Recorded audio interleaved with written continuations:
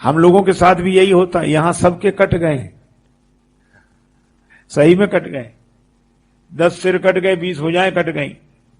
अच्छा बोलो, अभी आपकी समझ बदल गई कि नहीं? कि नहीं, ये ठीक कह रहे हैं, हमें ऐसा नहीं करना चाहिए, हम आज के बाद नहीं करेंगे। तो समझ भी बदल गई, सिर भी बदला और हाथ भी बदला, है ना? अच्छा, लेकिन एक बात बताओ, घर जाके पैदा हो जाते हैं कि नहीं?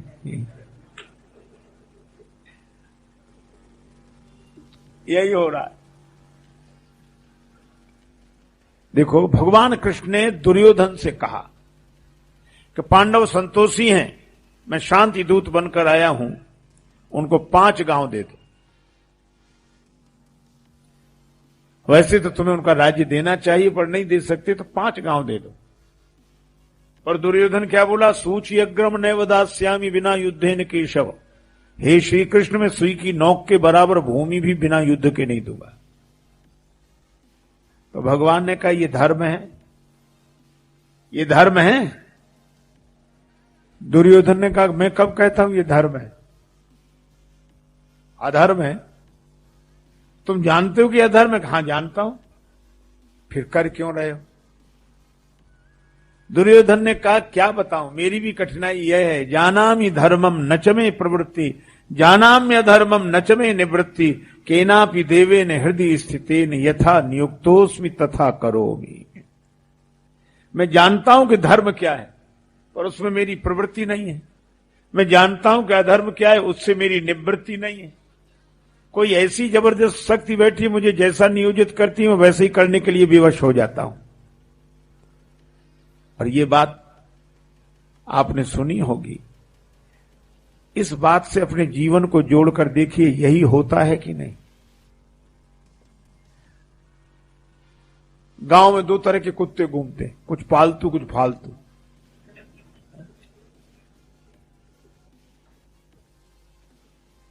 फालतू तो अपने मालिक का दर छोड़कर नहीं जाता, फालतू गांव भर में घूमते हैं। आप किसी भी कुत्ते को रोटी डालो तो आप जहां रोटी डालोगे वहीं खाएगा, पूंछ हिलाएगा, ऐसे ऐसे हिलाता है जैसे अपनी भाषा में धन्यवाद दे रहा हो। 2 पांव से खड़ा हो जाएगा जैसे नमस्कार कर रहा हो। अब एक पांव पे रोटी रखेगा, दूसरे से दबाएगा, तोड़ तोड़ के खाएगा। कभी आपकी ओर देखेगा, फिर रोटी की ओर देखेगा, कभी देने वाले की ओर, कभी रोटी की ओर, और इतने मगन से पूंछ हिला हिलाकर प्रसन्न होकर खाएगा। सबका अनुभव है। और जब वही कुत्ते को आप रोटी न डालें, वह कुत्ता आपके घर से रोटी चुराए, तो जहां रोटी चुराई है वहीं खाएगा? कभी नहीं खा सकता। अच्छा, दुम हिलाएगा नहीं, दुम दबाएगा, और इधर उधर देखकर चुपचाप 3 मकान बाद किसी गली में छिपकर खाएगा। क्यों? मुझे लगता है कुत्ता भी जानता है कोई ईमानदारी की रोटी है, ये बेईमानी की रोटी है। कुत्ता भी जानता है वो सही है, ये गलत है। इसीलिए तो तुलसीदास जी महाराज कहते हैं, हित अनित पशु पक्षी जाना। ये जानने की समस्या ही नहीं है, और हम जनाए चले जा रहे हैं। अच्छा देखो, आपने सुना होगा हम कितना जानते हैं। अच्छा, सही जानने के बाद भी हम बिल्कुल नहीं जानते। आप बुरा मत मानना, उनमें मेरी भी गिनती है। अच्छा, आपने देखा होगा किसी के घर किसी की मृत्यु हो जाए, गांव में अक्सर ऐसा होता है, फिर लोग सहानुभूति के लिए उसके यहां जाते हैं। वे बेचारे रो रहे होते हैं, प्रिय परिजन का वियोग हुआ, और ये क्या कहते,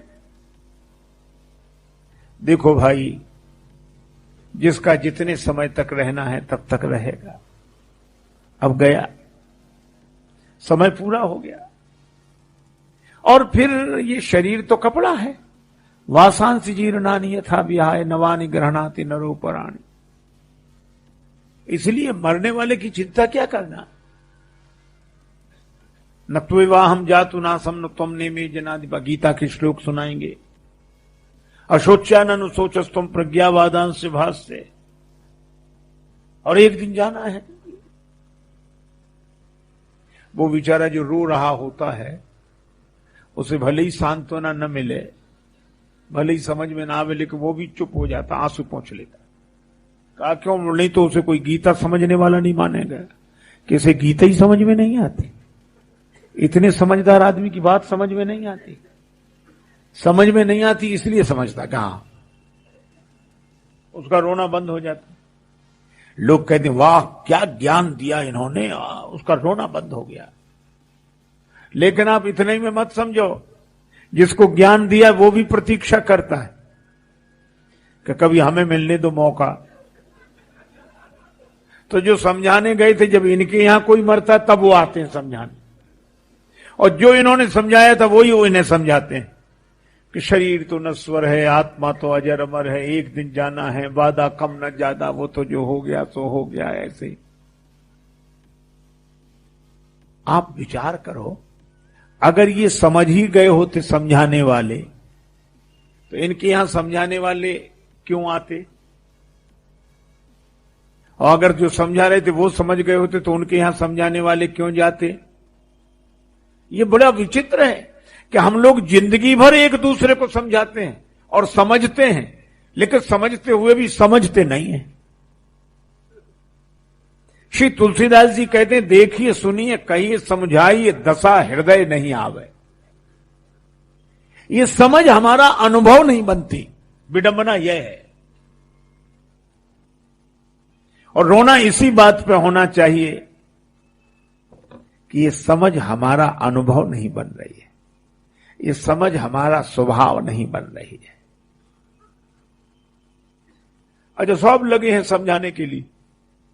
अब महाराज समझाने वाले तो ऐसे कि दो आदमी, एक ने समझाया दूसरे ने समझा, दोनों भागे, वो आगे भागे ये पीछे। सिपाही ने कहा कहां जा रहे? रुको रुको रुको रुको। अरे बोले भैया हमारा कोई मामला व्यक्तिगत लड़ाई झगड़े का नहीं है। बोले फिर इसके पीछे पड़े क्यों हो? बोले अरे रहने दो। बोले बताओ। कहा कि हम दोनों उपदेश देने वाले, ये कह रहा था तुम हमारा प्रवचन सुन लो फिर हम तुम्हारा सुनेंगे। तो अपनी सुना के भाग रहा, तो हम पीछे पड़े पकड़ के हम भी सुनाएंगे इसको।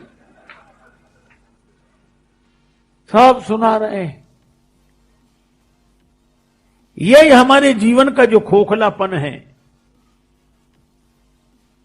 कि समझ कर भी हम समझ नहीं पा रहे हैं।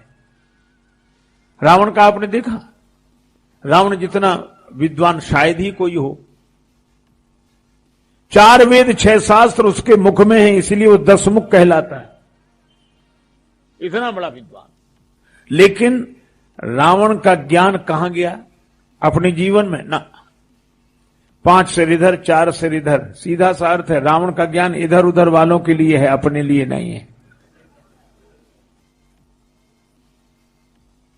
और रावण के 5 सिर जिधर उधर वजन ज्यादा, 4 सिर जिधर उधर वजन कम, तो गर्दन तो टेढ़ी रहती ही होगी। और रात को सोता होगा तो करवट कैसे बदलता होगा। रावण जैसे लोग कभी सुख से न सो सकते हैं न गर्दन सीधी रख सकते हैं। इसीलिए मैं कह रहा हूं कि रावण विद्वान है, रावण विद्वान है पर विद्यावान नहीं है। और हनुमान जी के लिए क्या कहा गया? विद्यावान गुणी अति चातुर, विद्यावान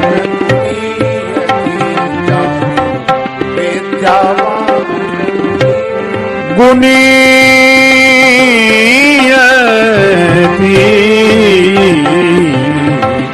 विद्यावान गुणी चातुर, विद्यावान गुणी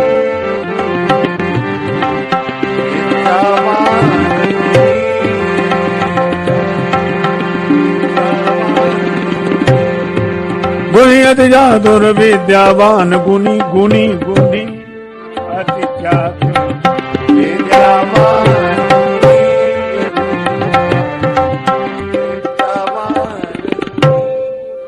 हनुमान जी विद्यावान है। देखो विद्वान और विद्यावान में अंतर है। जिसका ज्ञान उसके जीवन में उतर जाए वो विद्यावान, और जिसका ज्ञान खोपड़ी में बना रहे, इधर उधर वालों के लिए बना रहे, वो विद्वान। हनुमान जी का ज्ञान नीचे उतरा, खोपड़ी से सीधे नीचे उतरा। तो हृदय में कौन आया? बोले जास हृदय आगार बसई राम सर चाप धर। हृदय में भगवान। बुद्धि के ज्ञान तो तब सार्थक है जब उस ज्ञान के कारण हृदय में भगवान का अनुभव हो, भगवान का दर्शन हो। अच्छा, जब भगवान का दर्शन होता है ना किसी को, उसको सब में भगवान दिखते हैं। महाराज गाली देने वाले में भी भगवान दिखते हैं। है कठिन, लेकिन उनकी स्थिति ऐसी हो जाती है। रावण गाली दे रहा हनुमान जी को, दे रहा कि नहीं?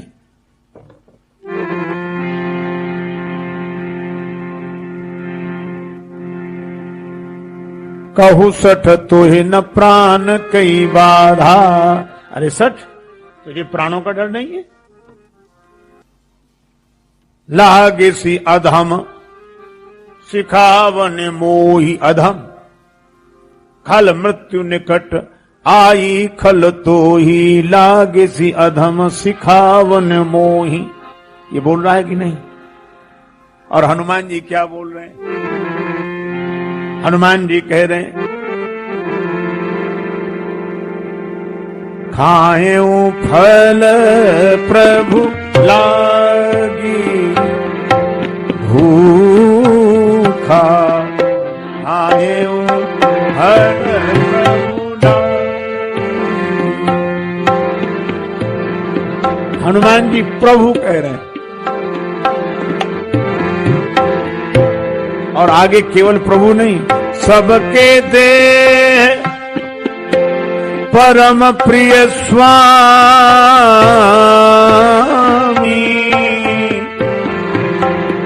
देह परम देह परम देह परम। हे स्वामी, हे प्रभु, बोलो। इसीलिए साधु होना कठिन है। गाली देने वाले को भी जो प्रभु देखे, स्वामी देखे। संसार में ऐसा नहीं चलता। एक चौबे जी थे, उनसे कोई कहे कि चौबे जी, तो चौबे जी कहते हां जी। और कोई कहे चौबे, तो वो कहते क्यों बे। संसार तो ऐसे ही चलेगा। पर साधु अपवाद है। गाली देने वाले में भी भगवान को देखना, स्वामी को देखना, प्रभु को देखना। क्यों? क्योंकि हनुमान जी विद्यावान है। रावण से उन्होंने कहा कि तुम हमारी एक बात मान लो, हृदय में भगवान को रख लो। राम चरण पंकज उर धरहु, तो लंका में तुम्हारा ही राज्य रहेगा। मैं हाथ जोड़कर विनती कर रहा हूं। रावण बोला अच्छा, हमारे यहां इतनी चीजें भरी हैं, तुम्हें भरी हुई चीज नहीं दिखाई पड़ी, खाली चीजें ही दिखी। हमारा अंतापुर रानी महारानियों से भरा है, शस्त्रागार शस्त्रों से भरा है, सैन्यागार सैनिकों से भरा है, सब भरा ही भरा है। और इस लंका की सुरक्षा में चारों ओर समुद्र भरा है। एक खाली जगह तो बनी रहने, तो दिल है तो क्या है, हृदय है तो क्या है। हनुमान जी बोले हृदय कीमती होता है। उनसे पूछो जिनका पूरा शरीर काम करे, फिर सिर्फ हार्ट ने काम करना बंद कर दिया, और दिल। इसलिए दिल को ठीक कर ले। दिमाग तो बढ़िया है, और आज के जमाने की सबसे बड़ी विशेषता, आज हम लोगों की दिमाग बहुत बढ़िया है और दिल खराब। दिल में भगवान के चरण रखो। हनुमान जी ने कितनी सुंदर बात कही। और रावण बोला अगर यही बात थी तो इतने लोग देवता मेरी स्तुति करने आते, इन्होंने तो किसी ने बताया कि खाली जगह। हनुमान जी बोले रावण, दो तरह के फोटोग्राफर होते हैं। एक कैमरे के फोटोग्राफर, ये तो हम लोग देखते ही हैं। इस भरी भीड़ में कैमरे का फोटोग्राफर एक आ जाए और उसका कैमरा जिसकी तरफ घूम जाए, वो बगल वाले को पता भी नहीं लगने देता, और चाहे फोटो कभी ना देखने को मिले।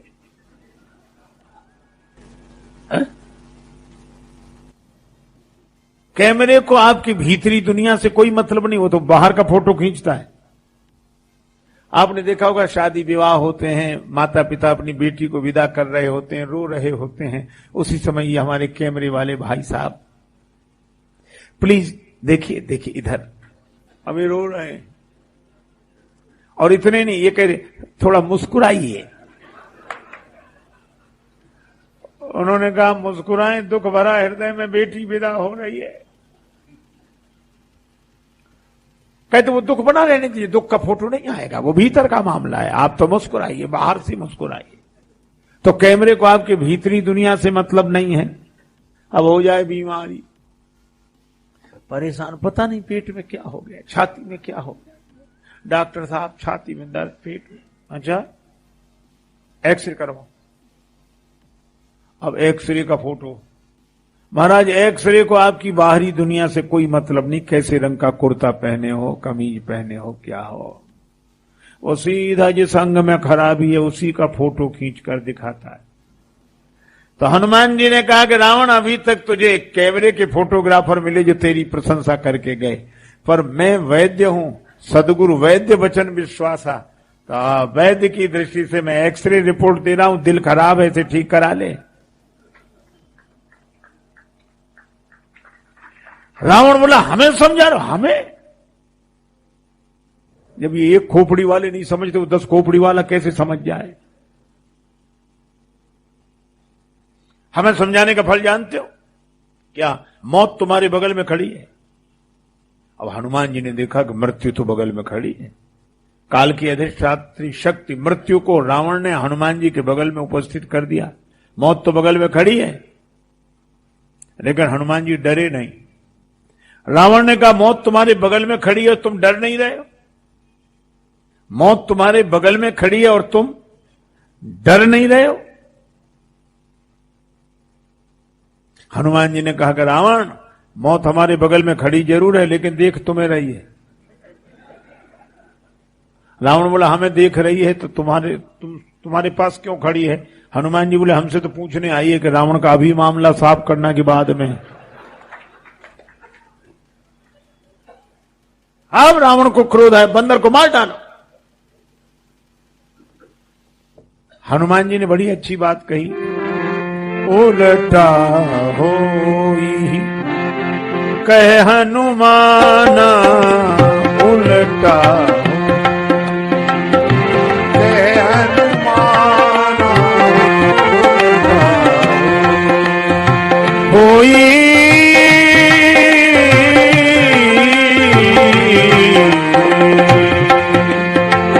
उल्टा कह हनुमाना, उल्टा हो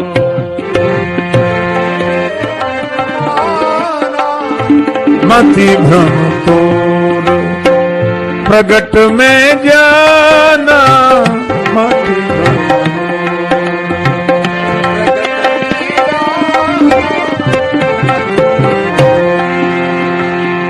तुम्हें बुद्धि का भ्रम हो गया है। कहा कैसे? रावण तुम्हारी बुद्धि तो इतनी तेज है कि तुम्हें दूसरों की मौत दिखती है, मौत दिख रही दूसरों की। जीवन की गाड़ी चली जा रही है, उतरने की मंजिल करीब आ रही है, जा रही है, उतरने की मंजिल करीब आ रही है। अच्छा ये ट्रेन है, जिस शरीर में हम बैठे, ये भी रेल है महाराज, ये नर्तन एक्सप्रेस है। ये लेट नहीं होती, ठीक समय से चलती। नर्तन की ट्रेन है, आयु रिजर्वेशन, अहंकार सीट है, डिब्बा ही है मन। और रफ्तार क्या है? श्वासा ही रफ्तार बतला रही है, उतरने की मंजिल करीब आ रही है। श्वासा ही रफ्तार बतला रही है, उतरने की मंजिल करीब आ रही है।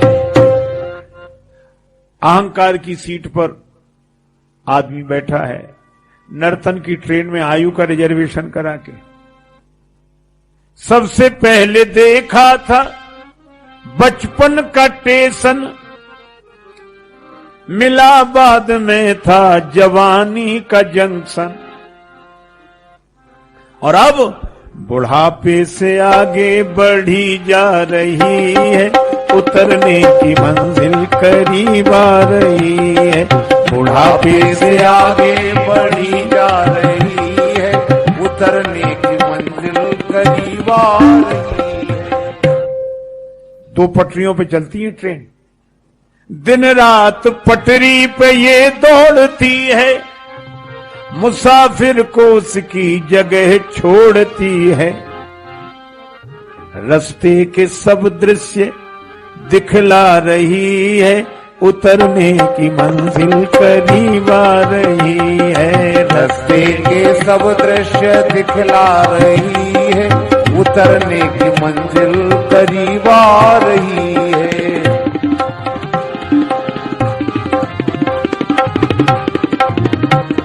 करीब आ रही है। छूटेगा अपने परायों का मेला, राजेश्वरानंद उतरना अकेला। ये तबीयत बहुत यार घबरा रही है, उतरने की मंजिल करीब आ रही है। तबीयत बहुत यार घबरा रही है, उतरने की मंजिल करीब आ रही है। देखो कितना बढ़िया है। एक महात्मा कहते थे कि सवारी कर चुके हैं, सफर कर रहे हैं, उतरने की बारी है, उसी की तैयारी है। सवारी की गर्भाधान में, सफर कर रहे हैं मकान और दुकान में, और उतरना है शमशान में। और कितना बढ़िया नाम, शमशान, जहां सबकी शान सम हो, न कोई बड़ा न कोई छोटा, शमशान। सब राख ही बचते हैं, शमशान। अरे भाई, लेकिन ये बात डराने के लिए नहीं कही जा रही। वो महात्मा कहते थे कि सब एक ऐसा दिन भी आएगा कि लोग खड़े होंगे और हम पड़े होंगे, एक सांस ले रहे होंगे, एक सांस ले चुके होंगे, एक सांस ले रहे होंगे, और एक सांस ले नहीं पाएंगे। तब पर करें क्या, ये तो ज्ञान उतर नहीं रहा है जीवन में, हमारी तो बड़ी हैरानी परेशानी, हम क्या करें। तब महापुरुषों ने एक बात कही, भजन। जब सब तरफ से जवाब होगा तब यह भजन ही कामयाब होगा। तो हम करें क्या, पढ़ें लिखें जरूर, शिक्षा के केंद्र खोलें जरूर, लेकिन हमारे साथ एक शब्द और है, शिक्षा दीक्षा। हम शिक्षा में पढ़कर दीक्षा भूल गए, और यही हमारी समस्या का कारण है। समझ हम बहुत बढ़िया, बुद्धि में बैठती बात। अच्छा, लेकिन आपने देखा होगा जब कोई बात सही लगती तो सिर हिलाते हैं कि नहीं? क्यों भाई, कैसी बात है? हाँ ठीक है, ठीक है, ठीक, ऐसे हिलाते हैं। इसका मतलब समझने तो स्वीकार कर ली कि बात ठीक है, पर भीतर बैठा मन वो कहता तुम्हारे सिर हिलाने से हम माने तब तो। इसीलिए मुझे लगता है कि बुद्धि पर शिक्षा काम करती है और मन पर दीक्षा काम करती है। समझ पर शिक्षा काम करती है और स्वभाव पर दीक्षा। अच्छा, दीक्षा में क्या मिलता है? एक कोई मंत्र, कोई एक, और क्या कहा जाता है? इसी का जप करो, बराबर करते रहो। अब कई लोग दीक्षा के बारे में बात पूछते हैं, ये मंत्र ऐसा है, फिर ऐसा ऐसा, वहां तो ऐसा था और यहां ऐसा था और वहां ऐसा। इस सब चक्कर में मत पड़ो। गुरुदेव के द्वारा जो कह दिया गया है बस वो बढ़िया है। आप मन लगाकर उसका जप करो। उसके बीज मंत्र से जो तरंगें निकलती हैं, उन तरंगों से मस्तिष्क प्रभावित होता है। वे मन को बदलने वाली तरंगें हैं। इसलिए भजन करते करते करते करते करते करते करते करते जो शिक्षा हमने पढ़ी है वो जीवन में उतरने लगती है। हम केवल शिक्षा शिक्षा तो भरी रहती है, उतरती नहीं है। इसीलिए राम नाम, कबीरदास जी ने बड़ा प्रसिद्ध दोहा कहा, कबीरा यह मन मलिन है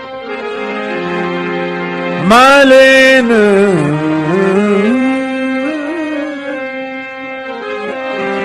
धोए न छूटे रंग, के छूटे हरि नाम सो, के संतन के संग।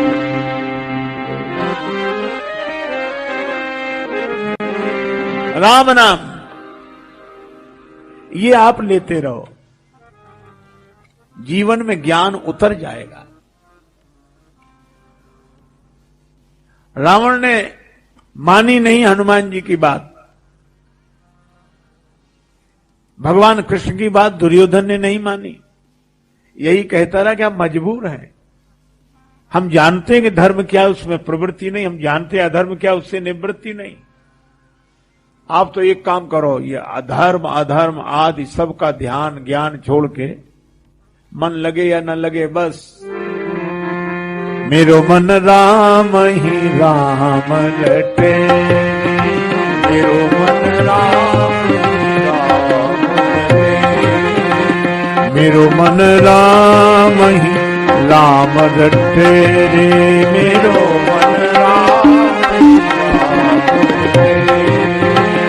राम नाम रट लीजे प्राणी, राम कोटिक पाप कटे रे, कोटिक पाप कटे रे, मेरो मन राम ही राम रटे रे, मेरो मन राम मेरो मन राम ही राम रटे रे, मेरो मन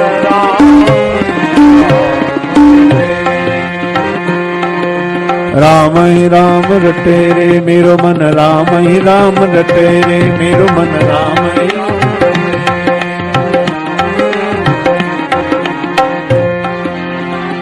मैं आपसे कहता हूं, आप जब संख्या बढ़ाते जाइए, मन लगे न लगे गिनती करते जाइए, और बाद में गिनती की भी परवाह नहीं।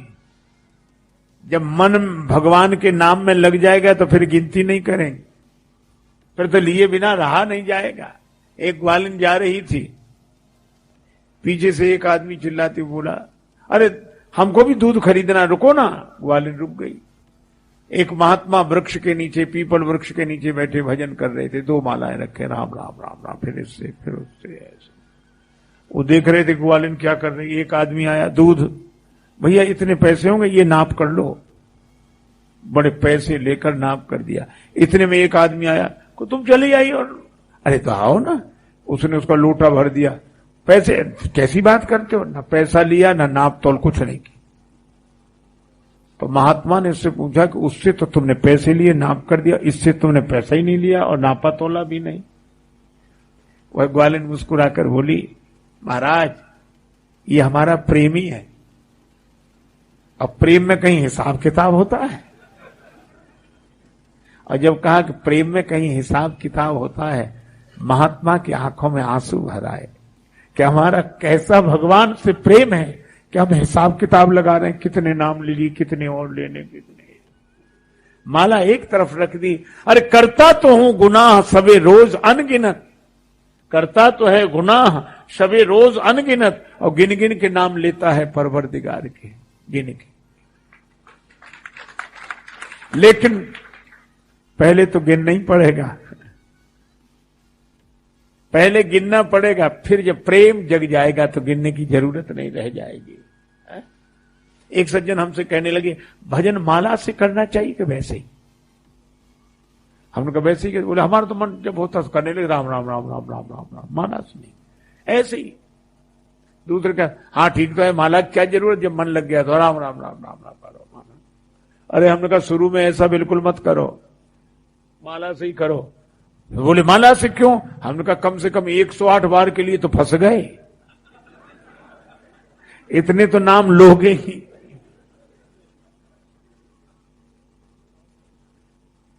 अच्छा, कई बार लोगों को मन में भजन में मन नहीं लगता तो अच्छा मन भी क्या करे महाराज, ऐसा विचित्र है। ये राक्षस हैं। जैसे आपने देखा होगा विश्वामित्र जी के यज्ञ में एक राक्षस नहीं दिखता था, ये दिखते नहीं थे, पर जैसे ही यज्ञ शुरू हो तो देखत यज्ञ निशाचर धावई, पर ये यज्ञ को देखते थे, दिखते नहीं थे, देखते थे। इसी तरह हमारे जितने विकार हैं वे दिखते नहीं, वे हमें देखते हैं। अच्छा मैं चलो आपको एक प्रत्यक्ष प्रमाण दूं।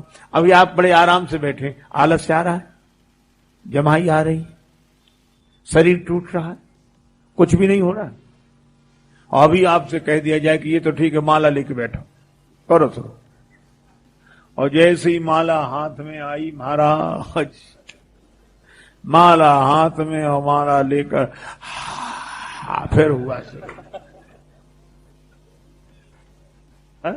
माला लेकर शरीर और माला लिया। भगवान जाने कहां से आ जाते हैं। आदमी करे भी तो क्या करे। तो एक सज्जन माला जप रहे थे, ऐसे ढककर की जाती। अब उनको दुनिया भर के काम याद आए, आंख बंद की, वहां जाना था और यहां जाना था और ऐसे करना था, उससे मिलना था, फिर वैसे तो मिले नहीं पाए हो रहे थे। तो अब वो परेशान कि जल्दी हो जाए माला पूरी, तो जाए जल्दी माला। अब माला हो ही नहीं रही है, तो आंख बंद किए कर रहे थे, नहीं रहा गया तो इधर उधर देखकर आंख खोली, ऐसे देखी कि सुमेरु कितनी दूर रह गया है। और फिर अच्छा इससे भी कमाल के लोग हैं। एक सज्जन से महात्मा ने कहा कि राम राम किया करो। बोले कैसे? बोले घूमती रहे माला, बस घूमती रहे माला। महात्मा ने तो अच्छी बात कही कि माला घुमाते रहो, राम राम राम राम करते रहो, और 24 घंटे घूमे तो क्या बात है, जितने सो नहीं, माला घूमती रहे, घूमती रहे। 1 महीने बाद महात्मा आए, क्या हाल है तुम्हारी, माला घूम रहे? बोले चल रही है। बोले हाथ में तो दिखाई नहीं रही। बोले हाथ में तो हमेशा चल नहीं सकती थी। बोले फिर? बोले हमने तो छत के सीलिंग फैन में लपेट दी माला, पंखा घूमता रहता, माला घूमती रहती है। पंखा बिजली जाए तब भले ही, नहीं तो माला घूम रही है। अरे भैया देखो, आपको रामायण की बात बताएं। श्री हनुमान जी महाराज ने जानकी माता से कहा, मातु मोहे लागी अति भूखा, मोहे लागी अति भूखा लागी, देखी सुंदर फल रूखा लागी, लागी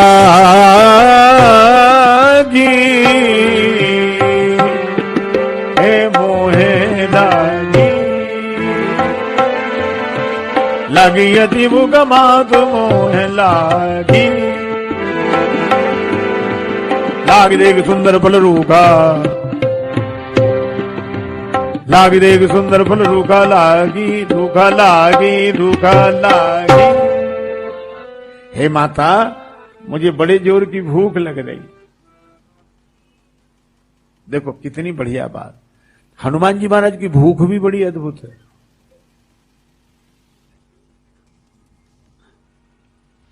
बचपन में तो सूर्य भगवान को ही फल समझ लिया, पर हनुमान जी का यही वैशिष्ट है, जिन्होंने अपने बाल्यकाल में ही सारे संसार को प्रकाश देने वाले सूर्य भगवान को ही जीवन का फल समझ लिया हो, ऐसे श्री हनुमान जी हैं। ज्ञान जीवन का फल है। और गए सो सूर्य भगवान को फल समझ के मुख में रख लिया। अंधकार हो गया चारों तरफ। देवताओं ने प्रार्थना की तो छाण दी और रवि कष्ट निवारो। देखो, इसका अर्थ है कि ऐसा नहीं कि ज्ञान पाकर हम अपने भीतर ही रख लें तो अंधकार तो हो ही जाएगा। दोबारा श्री हनुमान जी जब सूर्य भगवान के पास गए कि गुरुदेव हम आपसे पढ़ना चाहते हैं, सूर्य भगवान ने देखा तो उनको लगा कि इसे पहले भी कभी देखा है। और ये कब देखा याद, और ये आया था एक बार। ऐसे विद्यार्थी को पास रखना ठीक नहीं है। पढ़ते पढ़ते कब भूख लगावे, उतनी दूर से छलांग लगा के आ गई तो सामने ही है। सूर्य भगवान ने कहा कि देखो हम एक जगह रहते नहीं, घूमते रहते हैं, तो ये चलते फिरते गुरुजी से मत पढ़ो, जो गुरुजी एक जगह रहते उनसे पढ़ो। हनुमान जी बोले कोई बात नहीं, हम चलते फिरते चेला बन जाएंगे। सूर्य भगवान ने सोचा ये तो गले ही पड़ गए, लेकिन पढ़ोगे कैसे? तुम आगे आगे चलोगे तो तुम्हारी पीठ हमारी तरफ, हमारे पीछे चलोगे तो हमारी पीठ तुम्हारे तरफ। गुरु चेला तो आमने सामने होने चाहिए। हाँ बोले ये मामला कठिन है। सूर्य भगवान बोले इसीलिए कह रहे किसी और से पढ़ो, जाओ। पर वाह रे हनुमान जी, हनुमान जी ने कहा गुरुदेव पढ़ेंगे आपसे ही, तो कैसे पढ़ोगे? हनुमान जी बोले हम उल्टे चलेंगे, आपके सामने ही उल्टे चलेंगे, किसी की पीठ किसी की तरफ नहीं, पढ़ाओ। सूर्य भगवान बोले धन्य हो, क्या चेला मिला है। बोले जब हमारे सामने ही उल्टे चलोगे तो पढ़ने की